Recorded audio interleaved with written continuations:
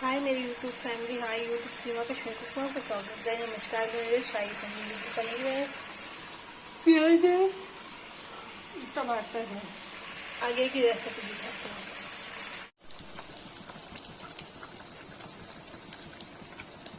देखिएगा ये हो गया है, इसमें काजू वाला पेस्ट डालूंगी।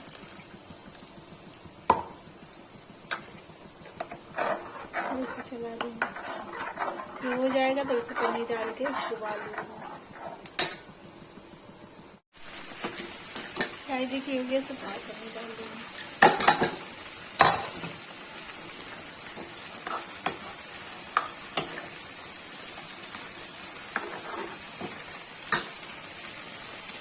गाइस को पानी डाल दूंगी।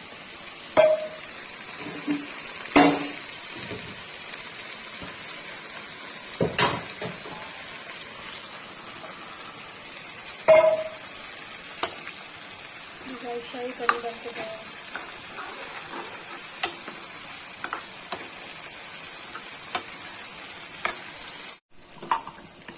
देखिएगा इसमें मैंने कसूरी मेथी डाली, गोल मिर्च डाल दिया, मलाई डाला, थोड़ा सा क्रीम डाला। ये शाही पनीर बन के रेडी हो गई है। इसमें मैं पलट दूंगी।